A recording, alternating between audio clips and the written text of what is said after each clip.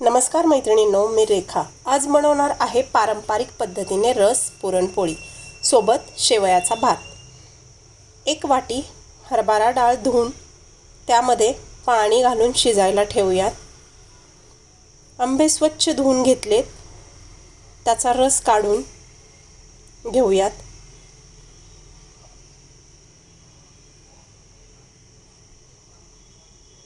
छान हाताने दाबून मऊ करून त्याचा रस लवकर निघतो। काढलेला रस काचेच्या बाउलमध्ये ठेवू म्हणजे तो काळा पडणार नाही। फ्रीजमध्ये ठेवून देऊयात। इथे कढईमध्ये 1 चमचा तूप टाकून शेवया भाजून घेऊ। 1 वाटी शेवया घातलेल्या आहेत। 3 शिट्ट्या झाल्यात, कुकर बंद करून घेऊ। शेवया छान लाल भाजलेल्यात, त्यामध्ये गरम केलेलं पाणी टाकून घेऊ।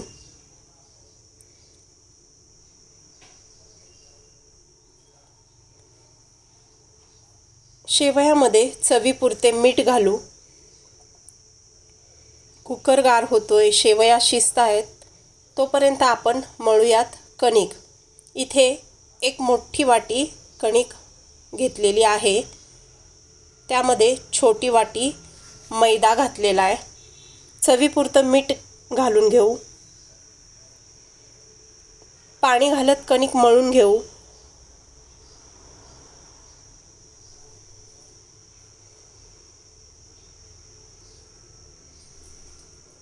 मळलेल्या कणकेवर थोडंसं तेल टाकून पुन्हा मळून झाकण लावून 10 ते 15 मिनिटांसाठी भिजण्यासाठी ठेवून देऊ।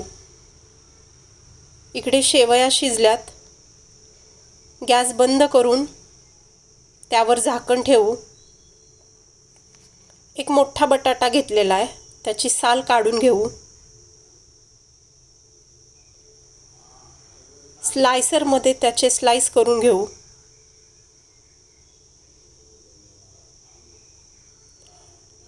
काढलेल्या स्लाइसमध्ये थोडंसं मीठ घालून घेऊ।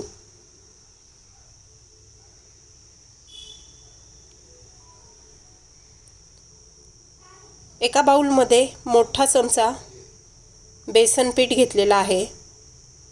कढईमध्ये तेल तापायला ठेवू। 1 चमचा हिरवी मिरचीची पेस्ट घालून घेऊ। त्यावर थोडीशी कोथिंबीर चिरून टाकू।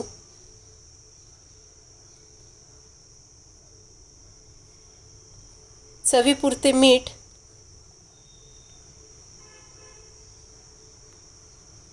थोडीशी हळद, हिंग, ओवा, छोटा अर्धा चमचा सोडा घातलेला आहे। पाणी घालत घालत पीठ मळून घेऊ। कुकर थंड झालाय, चाळणीमध्ये डाळ ओतून घेऊ। त्यातलं पाणी पूर्ण काढून टाकायचंय। तापलेल्या तेलामध्ये कुरडई तळाय टाकू। ही कुरडई कशी केली आहे त्याचा व्हिडिओ मी टाकलेला आहे, तो तुम्ही नक्की बघा। कुरडई छान फुलत आहे, पांढरी शुभ्र।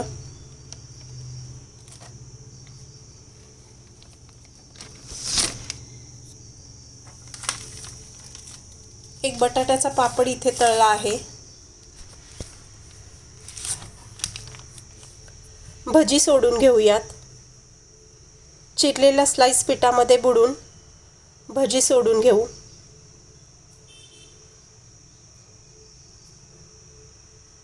एक बाजू तळली की दुसरी पलटून घेऊन भजी तळायची आहे।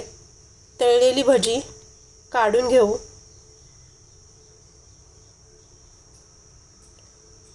अशा पद्धतीने सगळे भजी तळून घेऊ।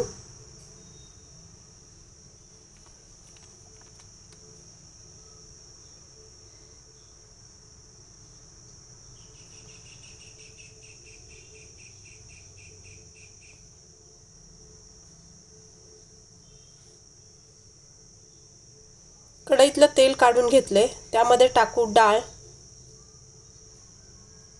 ज्या वाटीनं डाळ घेतली होती त्याच वाटीनं गूळ घेतलाय, पाऊण वाटी.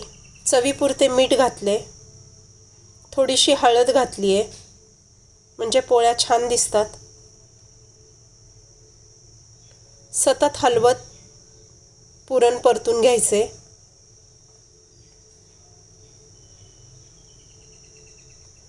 दहा 15 मिनिटांनी पुरण छान परतलं गेलंय बारीक गॅसवर.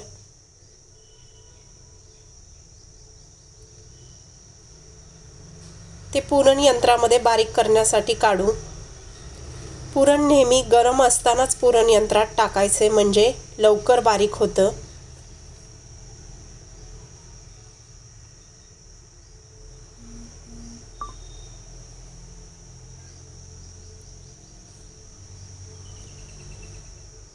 पुरण बारीक झालंय. भिजलेल्या कणकेतून छोटासा गोळा घेऊन ह्या पद्धतीनं वाटी करून घेऊ. मोदकासारखं करायची आहे ती वाटी. त्यामध्ये पुरण भरून घेऊ.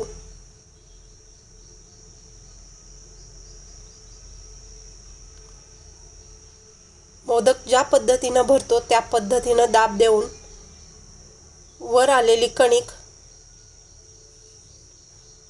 काढून घ्यायची आहे.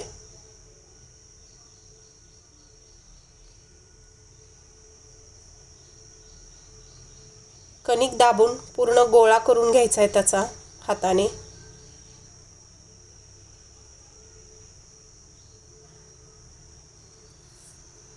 दाब देऊन गोल करून घेऊन पोळी लाटायला घ्यायची आहे.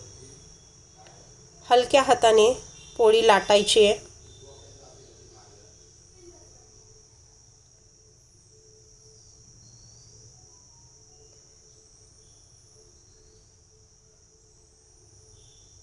थोडंसं पुरण वर आलेलं दिसलं तर त्यावर थोडंसं पीठ टाकून पोळी हलक्या हाताने लाटत राहायची.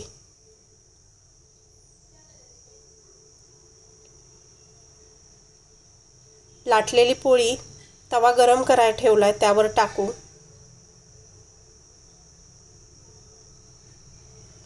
पहिली पोळी भाजायला टाकली तोपर्यंत दुसरा उंडा पुन्हा घ्यायचा आहे. पुन्हा त्याच पद्धतीनं तो भरायचा आहे. मोदक ज्या पद्धतीनं भरतो त्या पद्धतीनं. पुन्हा पोळी लाटायला घ्यायची आहे. पहिली पोळी पलटी करून घेऊ. साजूक तूप लावून घेऊ. तेल लावलं तरी चालेल.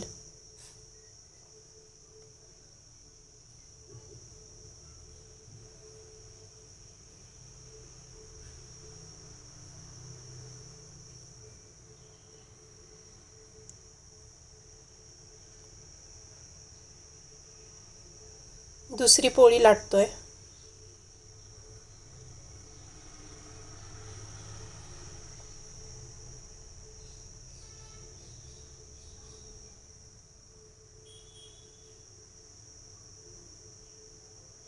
तीही साजूक तूप टाकून भाजून घेतली आहे. फ्रीजमधून रस काढलाय. रसामध्ये टाकू वेलची पावडर, जायफळ आणि वेलची बारीक केलेली आहे, 1 छोटा चमचा.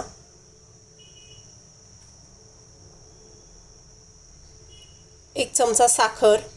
हा रस मिक्सरमधून काढलेला नाही. केशर आंबा असल्यामुळे तो थोडासा रस पातळच आहे, त्यामुळे तो तसाच ठेवला आहे. रस बाधू नये म्हणून त्यावर 1 चमचा तूप. छान ताट तयार आहे.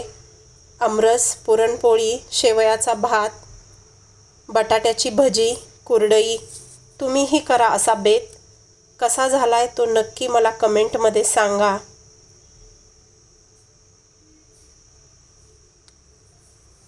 तुम्हाला आमचा व्हिडिओ आवडला असेल तर लाईक, सबस्क्राईब करा.